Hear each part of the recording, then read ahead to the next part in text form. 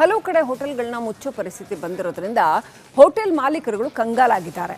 So ಇದೀಗ ಕೇಂದ್ರ petroleum ಸಚಿವರ ಮೊರೆ ಹೋಗೋದಕ್ಕೆ ಹೋಟೆಲ್ ಮಾಲೀಕರು ನಿರ್ಧರಿಸಿದ್ದಾರೆ. ಕೇಂದ್ರ ಸರ್ಕಾರವನ್ನೇ ನೇರವಾಗಿ ನಾವು ಅಪ್ರೋಚ್ ಮಾಡೋಣ ಅಂತ ಹೋಟೆಲ್ ಮಾಲೀಕರುಗಳು ಚಿಂತನೆ ನಡೆಸ್ತಾ ಇದ್ದಾರೆ. ಕಮರ್ಷಿಯಲ್ ಸಿಲಿಂಡರ್ ಕೊರತೆಗೆ ಇಡೀ ಹೋಟೆಲ್ ಉದ್ಯಮ ನೆಲಕಚ್ಚುವಂಥ ಪರಿಸ್ಥಿತಿ ಬಂದಿದೆ. ಕಸ್ಟಮರ್ಸ್ ಹೋಗ್ಬಿಡ್ತಾರೆ, ಈ ಹೋಟೆಲ್ ಊಟ ತಿಂಡಿ ಸಿಗಲ್ಲ ಅಂತ ಹೋಗ್ಬಿಡ್ತಾರೆ. ಒಂದು ವಾರ ಬಾಗಿಲು ಹಾಕಿಬಿಟ್ರೆ ಮತ್ತು ಟೈಮಿಂಗ್ಸ್ ಎಷ್ಟೆಷ್ಟು ಹೊತ್ತಿಗೋ ಮಾಡಿಬಿಟ್ರೆ ಆ ಕಸ್ಟಮರ್ಸ್ ನೆಟ್ವರ್ಕ್ ಹೋಗ್ಬಿಡುತ್ತೆ. ಮತ್ತೆ ವಾಪಸ್ ಅವ್ರು ಬರೋದಕ್ಕೆ ಮತ್ತೆ ಸಮಯ ಬೇಕಾಗತ್ತೆ. ಪರ್ಯಾಯ ವ್ಯವಸ್ಥೆ ಮೂಲಕ ಈಗ ಹೋಟೆಲ್ ನಡೆಸ್ತಾ ಇದ್ದೀವಿ. ಹೆಚ್ಚುವರಿ ಗ್ಯಾಸ್ಗೆ ಸಂಘದ ಗೌರವ ಅಧ್ಯಕ್ಷ PC ರಾವ್ ಸಾಕಷ್ಟು ಆಗ್ರಹ ಪಡಿಸ್ತಾ ಇದ್ದಾರೆ. ಆದರೆ ಸಿಗ್ತಾ ಇಲ್ಲ, ಸಿಲಿಂಡರ್ ಸಿಗ್ತಾ ಇಲ್ಲ. ಸೊ ಈ ಕೊರತೆ ವಿಚಾರಕ್ಕೆ ಕೇಂದ್ರ ಪೆಟ್ರೋಲಿಯಂ ಸಚಿವರನ್ನ ಭೇಟಿ ಮಾಡಿ ಮಾತನಾಡೋಣ ಅಂತ ಯೋಚನೆ ಮಾಡ್ತಾ ಇದ್ದಾರೆ.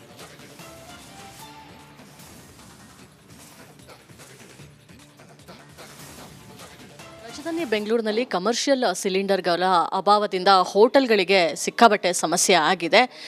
7-8 ದಿನಗಳಿಂದ ಸಿಲಿಂಡರ್ ಸಿಗದೆ ಅವರೆಲ್ಲರೂ ಕೂಡ ಒದ್ದಾಡ್ತಾ ಇದ್ದಾರೆ. ಇದರ ಮಧ್ಯೆ ಸರ್ಕಾರ ತಮ್ಮ ಬೆಂಬಲಕ್ಕೆ ಬರುತ್ತೆ ಅನ್ನೋ ಒಂದು ಭರವಸೆ ಕೂಡ ಸುಳ್ಳಾಗಿರುವಂಥದ್ದು. ಯಾಕಂತ ಹೇಳಿದ್ರೆ ಕೇವಲ 1,000 ಸಿಲಿಂಡರ್ಗಳನ್ನು ನಾವು ಕೊಡ್ತೀವಿ ಅಂತ ಸಚಿವರು ಹೇಳಿದಂತಹ ಬೆನ್ನಲ್ಲೇ ಮುಂದಿನ ಪರಿಸ್ಥಿತಿ ಹೇಗೆ ಎತ್ತ ಅನ್ನೋ ಚಿಂತೆ ಅವರನ್ನ ಕಾಡ್ತಾ ಇರುವಂಥದ್ದು. ಇನ್ನು ಇದ್ರ ಬಗ್ಗೆ ಮಾತಾಡೋದಕ್ಕೆ ನಮ್ಮ ಜೊತೆ ಬೆಂಗಳೂರು ಹೋಟೆಲ್ ಸಂಘದ ಗೌರವ ಅಧ್ಯಕ್ಷರಾದಂತಹ PC ರಾವ್ ಅವರು ಇದ್ದಾರೆ. ಮಾತಾಡ್ಸ್ಕೊಂಡು ಹೋಗೋಣ. ಸರ್, ಇದೀಗ ಕೇವಲ 1,000 ಸಿಲಿಂಡರ್ಗಳನ್ನು ಕೊಡ್ತೀವಿ ಅಂತ ಸರ್ಕಾರ ಹೇಳುತ್ತೆ. ಹೀಗಾಗಿ ರಾಜ್ಯ ಸರ್ಕಾರವನ್ನು ಬಿಟ್ಟು ಈಗ ಕೇಂದ್ರ ಸರ್ಕಾರದ ಮೊರೆ ಹೋಗ್ಲಿಕ್ಕೆ ನೀವು ತೀರ್ಮಾನವನ್ನು ಮಾಡಿದ್ದೀರಾ. ಯಾವಾಗ ಹೋಗ್ತೀರಾ ಸರ್? ಯಾವ ಥರ ಮನವಿ ಅಥವಾ ಒತ್ತಡವನ್ನು ಮಾಡ್ತೀರಾ ಅಂತ? ನಮ್ಮ ಹೋಟೆಲ್ ಉದ್ಯಮಕ್ಕೆ ಬಹಳಷ್ಟು ನಿರಾಸೆ ಆಗಿದೆ. ಈ ಯುಗಾದಿಗಾದರೂ ಸಿಹಿ ತಿನ್ನಿಸ್ಬೋದು, ಸಿಹಿಯಾದ ಸುದ್ದಿ ಬರುತ್ತದೆ ಅಂತ ಕಾಯ್ತಾ ಇದ್ದರೆ ನಮಗೆ ಕಹಿಯಾದ ಸುದ್ದಿ ಬಂದಿದೆ. 20% ನಮಗೆ ಅಲೋಕೇಶನ್ ಇದ್ದರೂ ನಮಗೆ ಕೇವಲ 1,000 ಸಿಲಿಂಡ್ರು ಸರಬರಾಜು ಮಾಡ್ತೇವೆ ಅಂತ ಹೇಳಿದರು. ಅದು ಯಾವುದೇ ಗಮನಕ್ಕೆ ಆಗುವುದಿಲ್ಲ. ಹೀಗಿದ್ದರೂ ರಾಜ್ಯ ಸರ್ಕಾರದ ಮುಖ್ಯಮಂತ್ರಿಗಳನ್ನು ಪ್ರಪ್ರಥಮವಾಗಿ ನಾಳೆ ಅವಕಾಶ ಮಾಡಿಕೊಂಡು ಭೇಟಿ ಆಗ್ತೇವೆ. ಮತ್ತೊಮ್ಮೆ ನಾವು ನಮಗೆ ಅಗತ್ಯವಿರುವಂಥ ಸಿಲಿಂಡರ್ ಅಲ್ಲದಿದ್ದರೂ 20% ಒದಗಿಸಿಕೊಡಿ ಅಂತ ಒತ್ತಾಯ ಮಾಡ್ತೇವೆ. ಅದರ ಜೊತೆಗೆ ಕೇಂದ್ರ ಸರ್ಕಾರಕ್ಕೂ ಹೋಗಿ ನಮಗೆ ಅಗತ್ಯ ಇರುವಂಥ ಸಿಲಿಂಡ್ರು ನಾವು ಎಸೆನ್ಷಿಯಲ್ ಸರ್ವಿಸ್ ಅಡಿಯಲ್ಲಿ ಬರುವುದರಿಂದ ಕನ್ಸಿಡರ್ ಮಾಡಿ ಅಂತ ಮನವಿ ಮಾಡಲು ಸಾಧ್ಯವಾದಷ್ಟು ಪ್ರಯತ್ನ ಮಾಡ್ತೇವೆ. ಸರ್, ಈಗ ಸಿಲಿಂಡರ್ ಅಭಾವದಿಂದ ಬೆಂಗಳೂರಿನಲ್ಲಿ ಎಷ್ಟು ಹೋಟೆಲ್ಗಳು ಬಾಗಿಲು ಮುಚ್ಚುವಂತಹ ಪರಿಸ್ಥಿತಿಗೆ ಬಂದಿದೆ ಸರ್? ಬಹಳಷ್ಟು ಹೋಟೆಲ್ಗಳು ತಿಂಡಿ ತಿನಿಸುಗಳನ್ನು ಕಡಿತ ಮಾಡಿ ತೊಂದರೆಗೊಳಗಾಗಿದ್ದಾರೆ. ಅವರಿಗೆ ಬಹಳಷ್ಟು ಕಷ್ಟ ನಷ್ಟಗಳು ಆಗ್ತಾ ಇದೆ.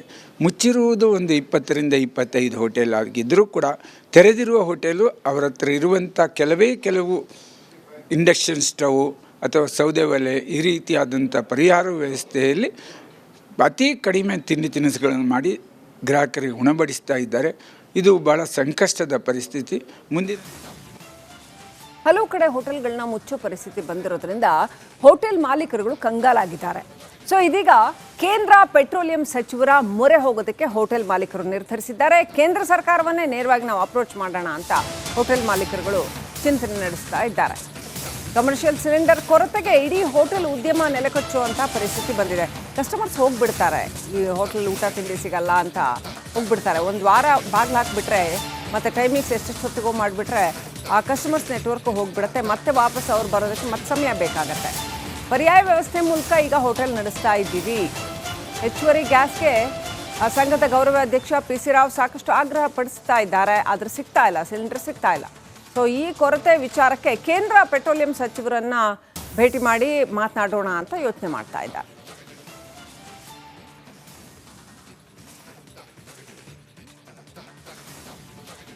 ರಾಜಧಾನಿ ಬೆಂಗಳೂರಿನಲ್ಲಿ ಕಮರ್ಷಿಯಲ್ ಸಿಲಿಂಡರ್ಗಳ ಅಭಾವದಿಂದ ಹೋಟೆಲ್ಗಳಿಗೆ ಸಿಕ್ಕಾಬಟ್ಟೆ ಸಮಸ್ಯೆ ಆಗಿದೆ. 7-8 ದಿನಗಳಿಂದ ಸಿಲಿಂಡರ್ ಸಿಗದೆ ಅವರೆಲ್ಲರೂ ಕೂಡ ಒದ್ದಾಡ್ತಾ ಇದ್ದಾರೆ. ಇದರ ಮಧ್ಯೆ ಸರ್ಕಾರ ತಮ್ಮ ಬೆಂಬಲಕ್ಕೆ ಬರುತ್ತೆ ಅನ್ನೋ ಒಂದು ಭರವಸೆ ಕೂಡ ಸುಳ್ಳಾಗಿರುವಂಥದ್ದು. ಯಾಕಂತ ಹೇಳಿದ್ರೆ ಕೇವಲ 1,000 ಸಿಲಿಂಡರ್ಗಳನ್ನು ನಾವು ಕೊಡ್ತೀವಿ ಅಂತ ಸಚಿವರು ಹೇಳಿದಂತಹ ಬೆನ್ನಲ್ಲೇ ಮುಂದಿನ ಪರಿಸ್ಥಿತಿ ಹೇಗೆ ಎತ್ತ ಅನ್ನೋ ಚಿಂತೆ ಅವರನ್ನ ಕಾಡ್ತಾ ಇರುವಂಥದ್ದು. ಇನ್ನು ಇದ್ರ ಬಗ್ಗೆ ಮಾತಾಡೋದಕ್ಕೆ ನಮ್ಮ ಜೊತೆ ಬೆಂಗಳೂರು ಹೋಟೆಲ್ ಸಂಘದ ಗೌರವ ಅಧ್ಯಕ್ಷರಾದಂತಹ PC ರಾವ್ ಅವರು ಇದ್ದಾರೆ. ಮಾತಾಡ್ಸ್ಕೊಂಡು ಹೋಗೋಣ. ಸರ್, ಇದೀಗ ಕೇವಲ 1,000 ಸಿಲಿಂಡರ್ಗಳನ್ನು ಕೊಡ್ತೀವಿ ಅಂತ ಸರ್ಕಾರ ಹೇಳುತ್ತೆ. ಹೀಗಾಗಿ ರಾಜ್ಯ ಸರ್ಕಾರವನ್ನು ಬಿಟ್ಟು ಈಗ ಕೇಂದ್ರ ಸರ್ಕಾರದ ಮೊರೆ ಹೋಗ್ಲಿಕ್ಕೆ ನೀವು ತೀರ್ಮಾನವನ್ನು ಮಾಡಿದ್ದೀರಾ. ಯಾವಾಗ ಹೋಗ್ತೀರಾ ಸರ್? ಯಾವ ಥರ ಮನವಿ ಅಥವಾ ಒತ್ತಡವನ್ನು ಮಾಡ್ತೀರಾ ಅಂತ? ನಮ್ಮ ಹೋಟೆಲ್ ಉದ್ಯಮಕ್ಕೆ ಬಹಳಷ್ಟು ನಿರಾಸೆ ಆಗಿದೆ. ಈ ಯುಗಾದಿಗಾದರೂ ಸಿಹಿ ತಿನ್ನಿಸ್ಬೋದು, ಸಿಹಿಯಾದ ಸುದ್ದಿ ಬರುತ್ತದೆ ಅಂತ ಕಾಯ್ತಾ ಇದ್ದರೆ ನಮಗೆ ಕಹಿಯಾದ ಸುದ್ದಿ ಬಂದಿದೆ. 20% ನಮಗೆ ಅಲೋಕೇಶನ್ ಇದ್ದರೂ ನಮಗೆ ಕೇವಲ 1,000 ಸಿಲಿಂಡ್ರು ಸರಬರಾಜು ಮಾಡ್ತೇವೆ ಅಂತ ಹೇಳಿದರು. ಅದು ಯಾವುದೇ ಗಮನಕ್ಕೆ ಆಗುವುದಿಲ್ಲ. ಹೀಗಿದ್ದರೂ ರಾಜ್ಯ ಸರ್ಕಾರದ ಮುಖ್ಯಮಂತ್ರಿಗಳನ್ನು ಪ್ರಪ್ರಥಮವಾಗಿ ನಾಳೆ ಅವಕಾಶ ಮಾಡಿಕೊಂಡು ಭೇಟಿ ಆಗ್ತೇವೆ. ಮತ್ತೊಮ್ಮೆ ನಾವು ನಮಗೆ ಅಗತ್ಯವಿರುವಂಥ ಸಿಲಿಂಡರ್ ಅಲ್ಲದಿದ್ದರೂ 20% ಒದಗಿಸಿಕೊಡಿ ಅಂತ ಒತ್ತಾಯ ಮಾಡ್ತೇವೆ. ಅದರ ಜೊತೆಗೆ ಕೇಂದ್ರ ಸರ್ಕಾರಕ್ಕೂ ಹೋಗಿ ನಮಗೆ ಅಗತ್ಯ ಇರುವಂಥ ಸಿಲಿಂಡ್ರು ನಾವು ಎಸೆನ್ಷಿಯಲ್ ಸರ್ವಿಸ್ ಅಡಿಯಲ್ಲಿ ಬರುವುದರಿಂದ ಕನ್ಸಿಡರ್ ಮಾಡಿ ಅಂತ ಮನವಿ ಮಾಡಲು ಸಾಧ್ಯವಾದಷ್ಟು ಪ್ರಯತ್ನ ಮಾಡ್ತೇವೆ. ಸರ್, ಈಗ ಸಿಲಿಂಡರ್ ಅಭಾವದಿಂದ ಬೆಂಗಳೂರಿನಲ್ಲಿ ಎಷ್ಟು ಹೋಟೆಲ್ಗಳು ಬಾಗಿಲು ಮುಚ್ಚುವಂತಹ ಪರಿಸ್ಥಿತಿಗೆ ಬಂದಿದೆ ಸರ್? ಬಹಳಷ್ಟು ಹೋಟೆಲ್ಗಳು ತಿಂಡಿ ತಿನಿಸುಗಳನ್ನು ಕಡಿತ ಮಾಡಿ ತೊಂದರೆಗೊಳಗಾಗಿದ್ದಾರೆ. ಅವರಿಗೆ ಬಹಳಷ್ಟು ಕಷ್ಟ ನಷ್ಟಗಳು ಆಗ್ತಾ ಇದೆ. ಮುಚ್ಚಿರುವುದು ಒಂದು 20ರಿಂದ 25 ಹೋಟೆಲ್ ಆಗಿದ್ದರೂ ಕೂಡ ತೆರೆದಿರುವ ಹೋಟೆಲು ಅವರ ಹತ್ರ ಇರುವಂಥ ಕೆಲವು ಇಂಡಕ್ಷನ್ ಸ್ಟವ್ ಅಥವಾ ಸೌದೆ ಒಲೆ ಈ ರೀತಿಯಾದಂಥ ಪರಿಹಾರ ವ್ಯವಸ್ಥೆಯಲ್ಲಿ ಅತಿ ಕಡಿಮೆ ತಿಂಡಿ ತಿನಿಸುಗಳನ್ನು ಮಾಡಿ ಗ್ರಾಹಕರಿಗೆ ಉಣಬಡಿಸ್ತಾ ಇದ್ದಾರೆ.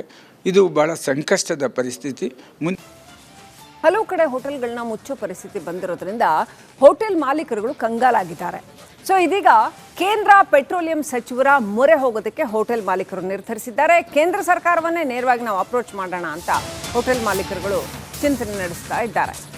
ಕಮರ್ಷಿಯಲ್ ಸಿಲಿಂಡರ್ ಕೊರತೆಗೆ ಇಡೀ ಹೋಟೆಲ್ ಉದ್ಯಮ ನೆಲಕಚ್ಚುವಂಥ ಪರಿಸ್ಥಿತಿ ಬಂದಿದೆ.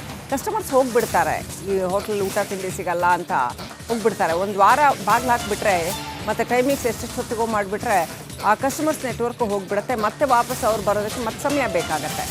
ಪರ್ಯಾಯ ವ್ಯವಸ್ಥೆ ಮೂಲಕ ಈಗ ಹೋಟೆಲ್ ನಡೆಸ್ತಾ ಇದ್ದೀವಿ. ಹೆಚ್ಚುವರಿ ಗ್ಯಾಸ್ಗೆ ಸಂಘದ ಗೌರವ ಅಧ್ಯಕ್ಷ PC ರಾವ್ ಸಾಕಷ್ಟು ಆಗ್ರಹ ಪಡಿಸ್ತಾ ಇದ್ದಾರೆ. ಆದರೆ ಸಿಗ್ತಾ ಇಲ್ಲ, ಸಿಲಿಂಡರ್ ಸಿಗ್ತಾ ಇಲ್ಲ. ಸೊ ಈ ಕೊರತೆ ವಿಚಾರಕ್ಕೆ ಕೇಂದ್ರ ಪೆಟ್ರೋಲಿಯಂ ಸಚಿವರನ್ನ ಭೇಟಿ ಮಾಡಿ ಮಾತನಾಡೋಣ ಅಂತ ಯೋಚನೆ ಮಾಡ್ತಾ ಇದ್ದಾರೆ.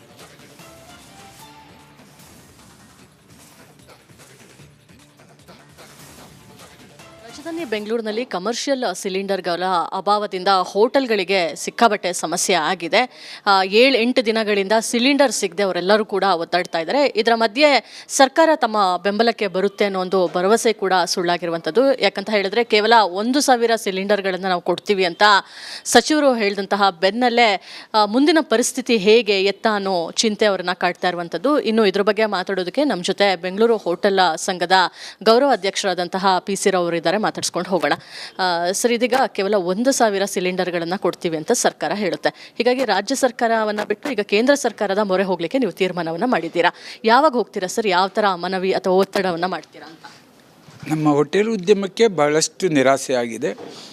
ಈ ಯುಗಾದಿಗಾದರೂ ಸಿಹಿ ತಿನ್ನಿಸ್ಬೋದು, ಸಿಹಿಯಾದ ಸುದ್ದಿ ಬರುತ್ತದೆ ಅಂತ ಕಾಯ್ತಾ ಇದ್ದರೆ ನಮಗೆ ಕಹಿಯಾದ ಸುದ್ದಿ ಬಂದಿದೆ.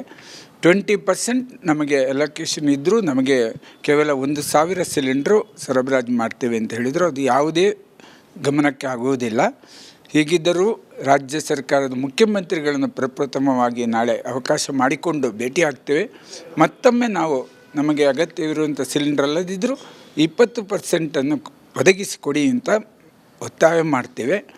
ಅದರ ಜೊತೆಗೆ ಕೇಂದ್ರ ಸರ್ಕಾರಕ್ಕೂ ಹೋಗಿ ನಮಗೆ ಅಗತ್ಯ ಇರುವಂಥ ಸಿಲಿಂಡ್ರು ನಾವು ಎಸೆನ್ಷಿಯಲ್ ಸರ್ವಿಸ್ ಅಡಿಯಲ್ಲಿ ಬರುವುದರಿಂದ ಕನ್ಸಿಡರ್ ಮಾಡಿ ಅಂತ ಮನವಿ ಮಾಡಲು ಸಾಧ್ಯವಾದಷ್ಟು ಪ್ರಯತ್ನ ಮಾಡ್ತೇವೆ. ಸರ್, ಈಗ ಸಿಲಿಂಡರ್ ಅಭಾವದಿಂದ ಬೆಂಗಳೂರಿನಲ್ಲಿ ಎಷ್ಟು ಹೋಟೆಲ್ಗಳು ಬಾಗಿಲು ಮುಚ್ಚುವಂತಹ ಪರಿಸ್ಥಿತಿಗೆ ಬಂದಿದೆ ಸರ್? ಬಹಳಷ್ಟು ಹೋಟೆಲ್ಗಳು ತಿಂಡಿ ತಿನಿಸುಗಳನ್ನು ಕಡಿತ ಮಾಡಿ ತೊಂದರೆಗೊಳಗಾಗಿದ್ದಾರೆ.